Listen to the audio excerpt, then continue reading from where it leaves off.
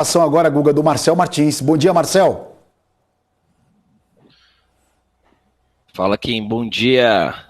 Tudo bem? Tudo. Me escuta bem aí? Escuto perfeitamente. Você está acompanhando a abertura do mercado aí, já começou a operar ou está esperando as opções? Eu tô assistindo esse mar sangrento aqui, que eu não esperava 2% já logo de cara. Eu vou entrar no à vista. Futuros eu tô só no camarote aqui assistindo, com a pipoquinha na mão. Você está só na micareta. O Marcel, Marcel é um especialista principalmente aí nas opções. E Guga é um cara que já falou da Vale umas duas, três. Desde que o Guga falou da Vale, a Vale só subiu. O Marcel é um cara que opera a opção de Vale bastante. O que você está achando? Quero aproveitar a sua expertise em opção e o Guga também, que é um apreciador da Vale no momento, aí já falou pra gente umas duas vezes e a Vale só subiu. Eu queria dividir um pouco. Primeiro, Marcel, o que você está achando especificamente da Vale e depois que o Guga complementasse? Bom, vamos lá. Parece que há um mês, 50 dias atrás, né, que a gente havia falado de Vale, ela estava trabalhando em regiões baixíssimas aí de preço. É uma empresa bastante promissora para quem acompanhou lá aquela etapa de Brumadinho, viu o papel derretendo, e quem também acompanhou com binóculo ali na mão, Vale acima de R$100 e voltando abaixo de 60, era nítido que o papel estava bastante, bem barato. E eu aproveitei essas regiões de preço para fazer algumas entradas de opções, ainda mais agora com o minério de ferro bombando e a Vale sendo uma das únicas que está utilizando boia, né, nesse mar sangrento. A gente vê o índice despencando, o dólar rasgando, mas a Vale está conseguindo se sobressair muito bem, com base nesse cenário bastante cauteloso que a gente se encontra. Marcel, eu queria que o Guga complementasse aí o que ele está vendo de Vale aí bastante, que ele já falou pra gente umas duas vezes. Desde que você falou da Vale, ela só subiu, Guga. Pois é, às vezes dá sorte, né? Às vezes, sem querer, a gente acerta o chute na gaveta. Pô, mas chutou bem demais. Minha percepção, né, desde que começou todo o movimento da pandemia, eu acho que a gente já teve uma primeira amostragem, né, do poder de recuperação e de expectativa que o mercado tem de uma recuperação de uma economia chinesa. Acho que o mercado tem isso muito vivo dentro dele, né? A gente viu ali o minério de ferro escalando pra caramba, né, no segundo semestre de 2022, 2021 ali, e Vale indo buscar, como o Marcel falou, né, a região lá de R$100, né? Enfim, a gente viu isso gerou toda uma preocupação do governo. A gente começou a ter muitas intervenções, né, na questão do minério de ferro por parte do governo chinês, e aí começou a surgir outras narrativas, outros movimentos, né? China entra, né, adota aquela política zero para a Covid, e isso começa a ir desacelerando, né? Mas fica na memória que o mercado, né, quando a economia chinesa fala que vai acordar, o mercado sai correndo desesperado para minério de novo. E me parece, né, que isso vai acontecer de novo. Tá? Vai acontecer de novo.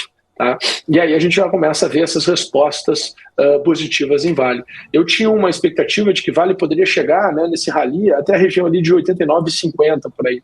Tá? Acho que a gente está nesse movimento, claro que agora começa a desacelerar de alguma maneira, né? Até gostaria de saber do Marcel aí como se movimentou aí as opções da Vale, né? Como é que tá, quais são os strikes que estão mais interessantes, se tem, que se está fazendo, né? O que está de mais interessante se fazer nas opções, mas o meu número ali é a região de 89,50, né? O meu número mais conservador, e aí depois isso pode começar a escalar, né? Eu acho que tem condições. A gente não sabe quais são as cenas dos próximos capítulos, né? A gente está vendo aí Vale se desenvolver, mas quem sabe, né, pode ir para a região de 108 reais, né? Esse é o meu olhar, assim, de momento, para Vale. Marcel, o que você enxerga aí? Eu complemento aí com o Google. Eu acredito, eu vejo esse sinal de alvo 108, mas como o cenário ainda é de bastante cautela, visto essa confusão toda de PEC, que queira ou não, ela ainda acaba colocando alguns pinos em volta da Vale para que ela não decole com tanta força, porque não é só ela que puxa índice para cima ou para baixo, é o composto em geral, mas eu acho que exercícios perto da região dos R$ 90 para dezembro, série L, são bastante promissoras aí. Eu venho acompanhando bastante, Kim, opções dentro do dinheiro aí para Vale. Mais uma vez, se o cenário fosse mais de calmaria, a gente poderia até esperar Vale voltar para aquelas regiões bonitas de preço, né? 115, 120, 124. Você acha que mas volta? Eu ainda faço algum... Então, não, eu acho que para esse ano é um pouco difícil. Nada é impossível na Bolsa, né? O mercado ele é bem soberano. Ele faz o que ele quer na hora que ele bem quiser. Mas eu aposto ainda e fico de olho em opções dentro do dinheiro, até no máximo região de R$ 90 para dezembro. Eu não vejo nada muito além disto. Então você está apostando aí, na verdade, nas suas estimativas ou no seu trade, digamos assim, no seu swing, uma Sim. Vale próxima a R$ 90 até o final do ano. Que não é nada do outro mundo, sim, já que a gente está em conta que a Vale fechou 82,44. Bom, são R$ 8, é uma volatilidade até que significativa. Guga, talvez aí seja uma oportunidade que a gente não está dando call, a gente está falando de mercado em tempo real. Índice chegou a bater, o índice futuro, 108.150. O dólar estava lá na estratosfera, acima dos R$ 5,50. O dólar foi para 5,49, 5,490. O dólar caiu. Agora ele trabalha com uma alta, ele caiu, mas embora trabalhe com uma alta de 1,22. Bolsa não está querendo subir, 1,60. Talvez agora encontramos aí um início de um suporte nessa região dos 108.500, 108.400, ou ainda tem muita água para rolar? Esse é o meu número, né? Eu acho que do movimento que a gente tinha na parte da tarde de ontem, no mercado ele chegou no meu número, né? Que é 108.600. Me parece que agora o mercado se acomodou nessa região, né? Continuo achando que, vamos lá, né? Que dentro dessa parte da manhã vai ser interessante, porque os preços ativos já vão abrir num patamar mais interessante, né? E isso pode abrir aí algum fluxo comprador, né, em função dessa distorção que se tem aqui de curto prazo, e aí esse fluxo comprador trazer o mercado, né, um pouco, fazer o mercado melhorar um pouco, né? Eu continuo achando que tem espaço para voltar ali para a região dos 109.600 pontos, 109.700 pontos, né, no índice futuro, e o dólar ajustar, né, voltar aqui para esse patamar, né, de menos euforia e chegar ali na região dos 5,45. Então, eu continuo com esse cenário. Tá? E eu tinha uma pergunta aqui para o Marcel, na verdade, né? Claro. Que uma vez que a gente está com esse mercado em baixa, Vale recuperando, Vale ajustando, né? Como é que tá a volatilidade do papel? Né? Como é que tá as opções, elas estão gordas, elas não estão gordas? A liquidez você tem, né? Mas eu queria saber se as opções se não estão mais mirradinha, porque daqui a pouco quando o mercado está pessimista, né? Tu vai lá negociar uma call, por exemplo, dentro do dinheiro, pô, ela tá mais magrinha, né? Né? Como é que tá esse comportamento? Na verdade, não. A gente vê muita volatilidade, muita vol nas opções. Para você ter uma ideia, Guga, aproveitando aqui a oportunidade, eu fiz algumas apostas em estatais pré-segundo turno, e eu vi as mesmas desvalorizando 92% em um dia de pregão. Tá? Só uma virada de dia eu vi a opção virando aí para baixo, né? 92%. Banco do Brasil? E com essa pode ser Banco do Brasil. Banco do Brasil. Banco do Brasil e Petrobras. Petrobras eu vi a opção caindo 93%, 94% da sexta-feira, né? Pré-segundo turno para segunda-feira. Bom que você estava vendido. E a gente vê também. Eu tava comprado, mas graças a Deus eu comprei pouco. Desculpa, continua, desculpa. Eu tomei meio ferro, não tomei o ferro, que eu tomei o meio ferro. E eu vi também, a gente vê essa oscilação expressiva de companhias do setor de varejo. Americana e Magazine Luiza são também outros ativos que, quando você vê o ativo objeto, no caso os papéis, oscilando 10% no intraday, você pode apostar aí na opção também oscilando no mínimo 40%, 50%. Então, assim, é muita coisa. Lembrando que a maioria que opera opção, geralmente opera opção day trade alavancado. Então, assim, nesses cenários de incerteza, com uma vol grande do índice, né, em especial, que é a nossa principal referência, as opções estão oscilando muito. Muito. Mas você imagina, aproveitando o gancho da pergunta do Guga, 2 em 1, Marcel. Você imagina você tá vendo um book menos líquido, né? Mais magrinho, como o Guga falou, de gordinho? Mais líquido. Então, na verdade, mais líquido. Mais líquido. Porque assim, olha que curioso.